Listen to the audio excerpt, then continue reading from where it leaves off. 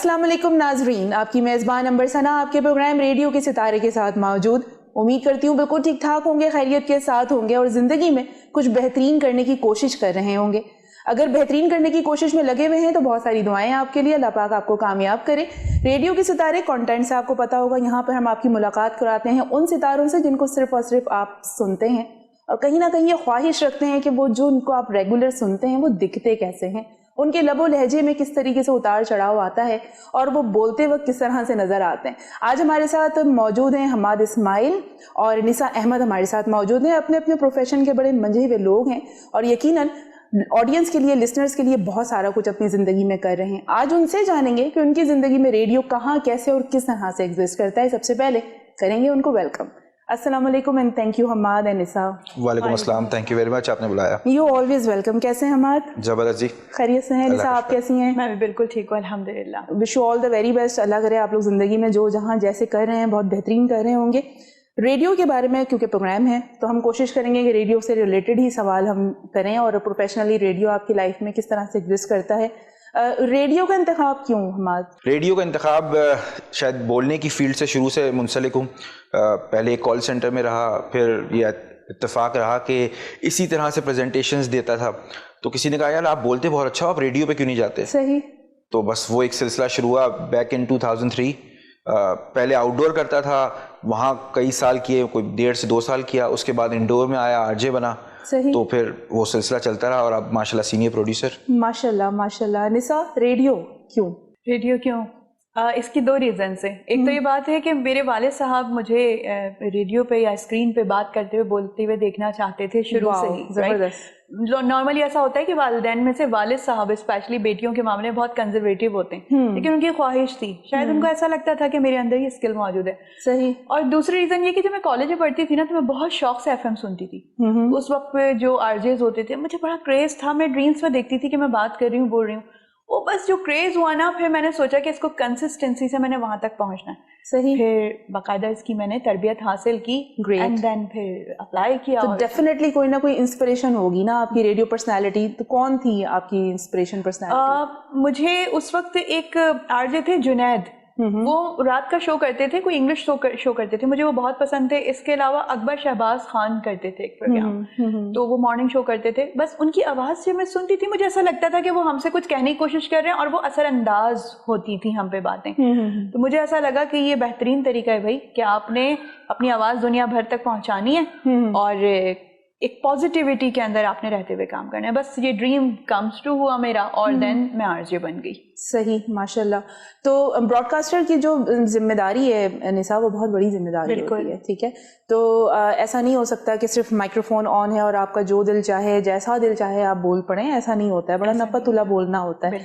तो आपको क्या लगता है एज अ ब्रॉडकास्टर जो रिस्पॉन्सिबिलिटीज होती हैं, आपने उसको फुलफिल किया या अभी आप स्टिल लर्निंग प्रोसीजर में? देखिए अंबर, जो इंसान है ना, वो अगर ये समझे ना कि मैं बस लर्निंग प्रोसेस मेरा कंप्लीट हो गया, वहीं से उसका जवाल शुरू हो जाता है। सही।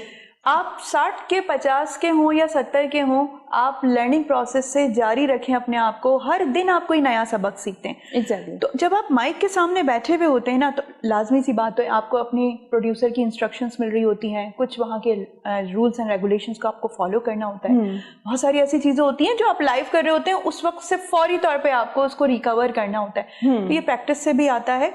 और मैं जब आई स्टिल रिमेंबर कि जब मेरा कोई 6वां या 7वां प्रोग्राम था तो एक बहुत ही पुराने ब्रॉडकास्टर थे, उन्होंने मुझे बताया कि बेटा देखो, माइक को ना आपने क्या तस्वुर करना है कि जैसे आपका ये महबूब है, आप उसको ये तस्वुर करके जब बात करेंगी ना तो आपके लिए बहुत अच्छा हो जाएगा। मतलब वो तो उस वर्ल्ड में ले गए चले गए ना कि मतलब अब तो मतलब महबूब है तो बस तो उस पे तो कुछ सुनना ही नहीं है। आपने मोहब्बत से इसके साथ बात करनी है। तो यकीन कीजिए उस कॉन्सेप्ट के साथ जब मैंने प्रोग्राम करना शुरू किया ना तो फिर तो बहुत ही ग्रूमिंग आ गई। सही सही। और स्टिल मैं हर दिन नए दिन कुछ नया सारी वैल्यू जो है ना वो महबूब की होती है एक्चुअली। ये आप डिपेंड करता है कि आप महबूब किसको बना लेते हैं। हमाद, ब्रॉडकास्टर की हैसियत से क्या जिम्मेदारी आप समझते हैं कि क्या लोग ब्रॉडकास्टर जितने भी हम आप सुनते हैं آپ کو لگتا ہے کہ وہ صحیح کرائٹیریا کے فالو کر رہے ہیں, فلفل کر رہے ہیں؟ پچھلے 2-3 سال میں بہت زیادہ بڑھ گئی براڈ کاسٹر کی ذمہ داری, بیکاز ریڈیو کی جو پینیٹریشن ہے وہ بہت زیادہ ہے. شاید اس لیے بھی کہ ہمارے مختلف شہروں میں لوڈ شیڈنگ بہت ہوتی ہے, تو لوگ زیادہ تر اب ریڈیو سے ہی پہ جاتے ہیں, چاہے وہ میوزک کے حوالے سے بات کریں, چاہے وہ انفارمیشن کے حوالے سے.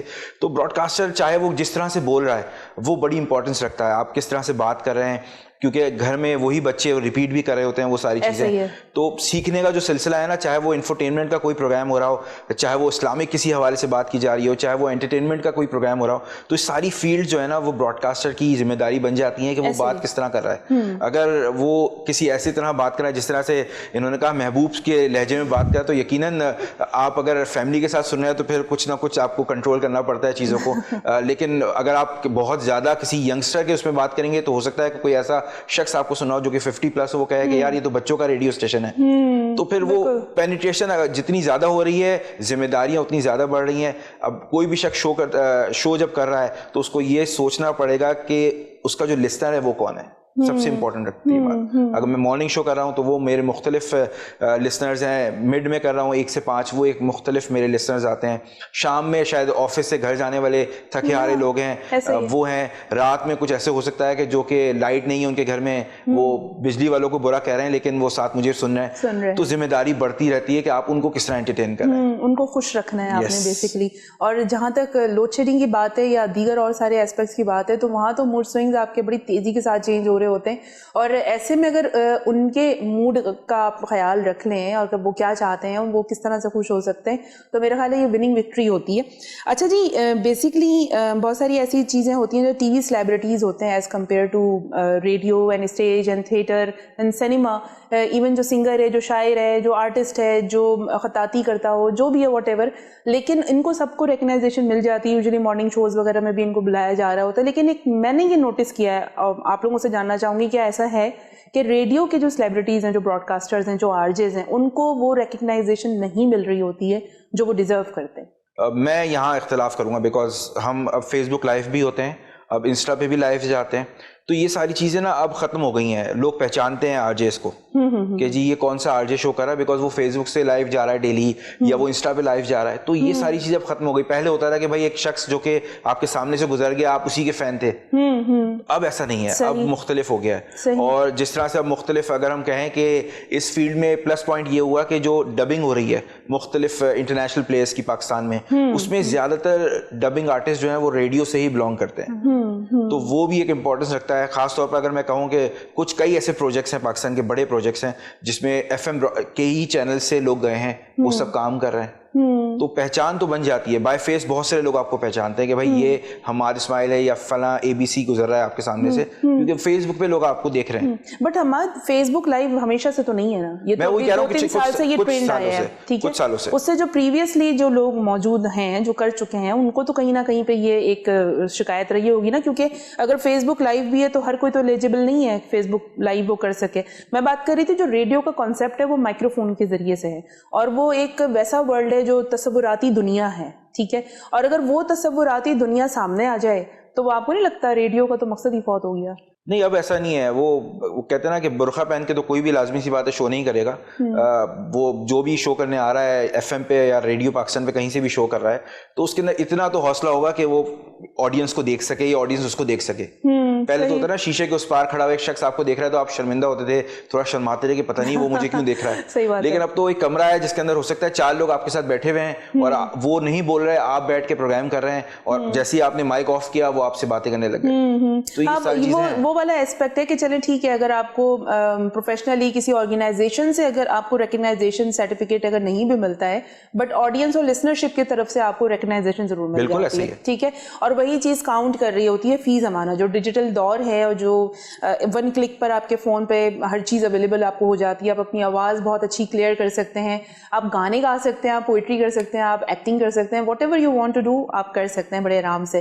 تو آپ سمجھتی ہیں نثار ٹی وی سیلیبریٹیز اور ٹی وی میڈیم پہ جو ریکگنائزیشن ملتی ہے, جو فیم ملتا ہے بیسکلی سیلیبریٹی کو, وہ ریڈیو براڈ کاسٹرز کو تھوڑا سا اس کے نسبت کچھ کم ملتا ہے؟ آپ ایگری کرتی ہیں اس بات سے؟ میں اس بات کو بالکل ایگری کرتی ہوں. کس طرح بتائیں گے؟ اس طرح سے دیکھیں, جو آپ کے جو ریڈیو کے آپ کے لسنرشپ ہے نا, وہ آپ کے مخصوص ٹائمنگس کے لیے ہوتی ہے اور آپ کو بڑی اسکرین پہ اتنا کوئی خاص انٹروڈکشن نہیں ہوتا, نہ انٹروڈیوس کروایا جاتا ہے بہت ہی. اب یہ تھوڑا سا سلسلہ ایسا شروع ہوا ہے, کچھ مہینوں سے میں نے دیکھنا شروع کیا ہے, جیسے کہ ہمارے نے تذکرہ کیا کہ کچھ پروجیکٹس کے اوپر RJs نے کام کیا, اب یہ سلسلہ شروع ہوا ہے. اس سے پہلے تو کوئی بھی نہیں جانتا تھا. ہاں ایک زمانہ ایسا بھی رہا ہے کہ جب بہت زیادہ لسنرشپ تھی.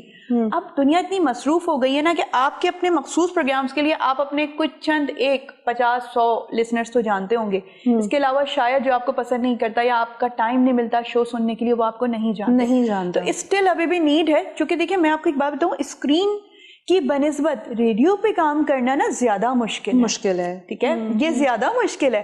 آپ کو اپنی آواز کا ہی تاثر دے کے لوگوں کو اپنے آپ سے کنیکٹڈ رکھنا ہے. اب اسکرین پہ تو یہ ہے کہ آپ کی صورت بھی آ رہی ہے, لوگ آپ سے امپریس ہو رہے ہیں, آپ کو باڈی لینگویج آ رہی ہے, باڈی لینگویج مل رہی ہے, لیکن ریڈیو پہ آپ کو صرف اپنی آواز کا جادو جگانا ہے, جس میں آپ کو بڑا محنت طلب کام ہے. اور وہ اگر کوئی لسنر آ جائے, لسنر اگر آپ کو سن رہا ہو, اگر ہیوج لسنرشپ بھی ہو, تو وہ اگر وہ ٹیون ان کرتے کرتے آپ کے پاس آ گیا تو پھر مین ٹاسک یہ ہو جاتا ہے کہ وہ رکا رہے, ٹھہرا رہے آپ کے پاس, وہ چینل ٹیون ان نہ کرے نا, جب تک کہ ایک کال نہ کر دے یا ایک میسج نہ آ جائے تو وہ میک شیور کہ ہاں جی یہ ایک جو ہے نا ایجنڈا آج کا تو پورا ہوا. بالکل ایسے ہی ہے, بالکل ایسے. اچھا حماد, آپ بیسکلی پروگرامنگ سائڈ پہ بھی رہتے ہیں, ٹیکنیکل سائڈ پہ بھی آپ رہتے ہیں, تو آپ شوز بھی یوزلی کرتے ہی ہوں گے, ابھی بھی کرتے ہیں؟ بالکل, میں پروگرامز بھی کرتا ہوں, میں شو پروڈیوس بھی کرتا ہوں, تو یہ دونوں چیزیں میں کر رہا ہوں. تو مجھے اندازہ ہوتا ہے کہ پروڈیوسر کتنے کٹھن مراحل سے گزرتا ہے, اور RJ جو کہتا ہے یار یہ جو پروڈیوسر ہے نا یہ فالتو ڈانٹتا رہتا ہے مجھے, تو وہ مجھے اندازہ ہے کہ پروڈیوسر کی کیا مشکلات ہیں, اور RJ بن کے بیکاز دھیرے دھیرے سارے کام کیے,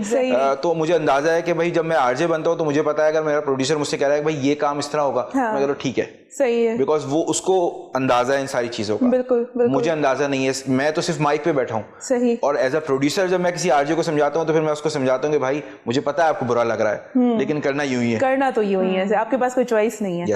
اچھا حماد, مجھے یہ بتائیں, ٹیکنیکل سائڈ سے آپ کا تعلق ہے تو یقیناً آپ RJs کو سلیکشن کرائٹیریا میں بھی رکھتے ہوں گے, سلیکٹ بھی کرتے ہوں گے.